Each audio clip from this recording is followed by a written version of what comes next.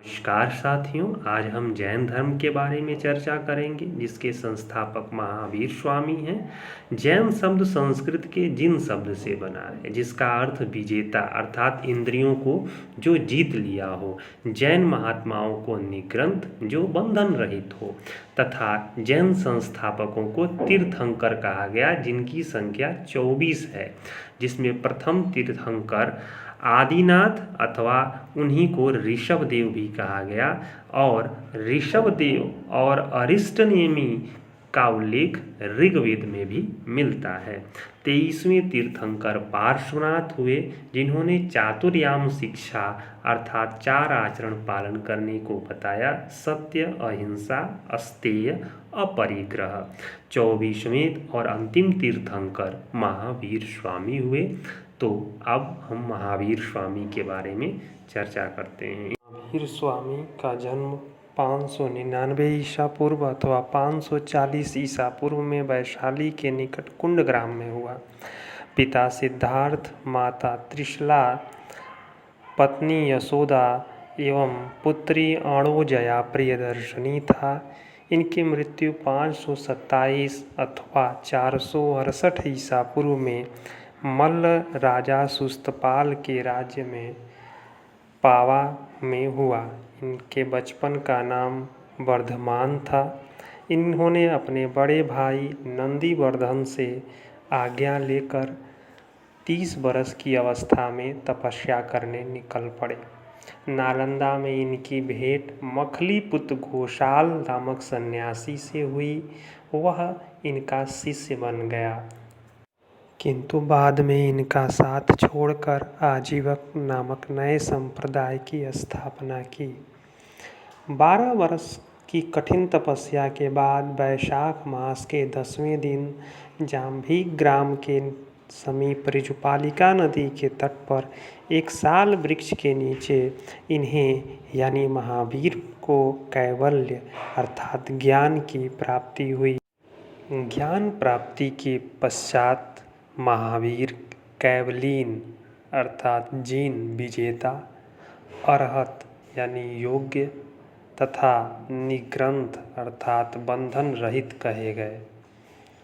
इन्होंने अपना प्रथम उपदेश राजगृह में विपुलाचल पहाड़ी पर वाराकर नदी के तट पर दिया, जहां इन्होंने अपने प्रथम शिष्य जमाता जमाली को उपदेश दिया। वैशाली के राजा चेटक जो इनके मामा भी थे वो भी शिष्य बने। चंपा नरेश दधिवाहन भी शिष्य बने। दधिवाहन की पुत्री चंदना भी इनकी प्रथम भिक्षुणी हुई। प्रथम महिला चंदना भिक्षुणी हुई। समकालीन महत्वपूर्ण शासकों में बिंबिसार, अजातशत्रु, उदयन, चंडप्रद्योत की आस्था भी जैन धर्म में थी। जैन धर्म की शिक्षाओं में जैन धर्म के त्रिरत्न महत्वपूर्ण हैं, जिनमें सम्यक दर्शन, सम्यक ज्ञान तथा सम्यक आचरण, जबकि पंच महाव्रत जिसमें अहिंसा, सत्य, अस्तेय, अपरिग्रह एवं ब्रह्मचर्य है। साथ ही में देखा जाए तो जैन धर्म में काया क्लेश के लिए संलेखना पद्धति का उल्लेख है, जिसमें उपवास द्वारा आत्महत्या का भी विधान है। इसी विधि से चंद्रगुप्त मौर्य ने श्रवणबेलगोला में अपने प्राण त्यागे थे। महावीर स्वामी के समय में जैन धर्म का सर्वाधिक विकास हुआ। मौर्य काल से पहले नंद वंश का प्रतापी शासक महापद्मनंद जैन धर्म का अनुयायी था। चंद्रगुप्त मौर्य स्वयं जैन धर्म के अनुयायी थे, जो पाटलिपुत्र में प्रथम जैन संगीति का आयोजन उन्हीं के समय में हुआ था, जिसके अध्यक्ष स्थूलभद्र थे। अशोक का पौत्र संप्रति भी जैन धर्मानुयायी था। कलिंग नरेश खारवेल भी जैन धर्मानुयायी थे, जिसका साक्ष्य हाथी गुफा अभिलेख से प्राप्त होता है। जबकि पूर्व मध्यकाल में राष्ट्रकूट, गंग, गुजरात के चालुक्य एवं चंदेल शासकों ने जैन धर्म को प्रश्रय दिया। चालुक्य वंश में जयसिंह सिद्धराज के दरबारी कवि हेमचंद्र ने जैन धर्म के प्रचार प्रसार में महत्वपूर्ण योगदान अपनी प्रसिद्ध रचना परशिष्ट पर्वन नामक ग्रंथ के द्वारा किया। चंदेल शासक धंग के शासनकाल में खजुराहो में जैन मंदिर का निर्माण हुआ, जबकि सोलंकी शासक भीमदेव प्रथम के मंत्री बिमल शाह ने दिलवाड़ा के प्रसिद्ध जैन मंदिर का निर्माण कराया। इसके गर्भगृह में ऋषभदेव अथवा आदिनाथ, जिन्हें कहा जाता है, की मूर्ति है। जैन धर्म के संप्रदाय में श्वेताश्वर एवं दिगंबर नामक दो संप्रदाय हुए।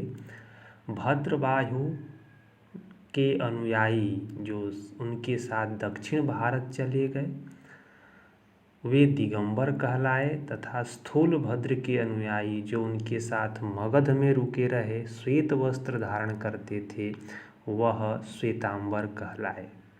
जैन धर्म में दो जैन सभाएं भी हुई, जिसमें प्रथम जैन सभा चतुर्थ शताब्दी ईसा पूर्व में पाटलिपुत्र में अध्यक्ष स्थूलभद्र हुए, तथा द्वितीय जैन सभा 513 अथवा 526 ईस्वी में वल्लभी में देवर्धिगण या क्षमाश्रमण इन्हें कहा गया, इनकी अध्यक्षता में संपन्न हुआ। जैन धर्म के प्रमुख ग्रंथ में यदि बात किया जाए तो कल्पसूत्र की रचना भद्रबाहु ने किया, परिशिष्ट पर्वन की रचना हेमचंद्र के द्वारा, जबकि स्वाद वाद मंजरी की रचना मल्लीसेन के द्वारा किया गया, और प्रभा कमल मार्तंड की रचना प्रभाचंद्र के द्वारा किया गया। इस तरह जैन धर्म के महत्वपूर्ण बिंदुओं पर चर्चा किया। नमस्कार। लाइक करें, शेयर, सब्सक्राइब।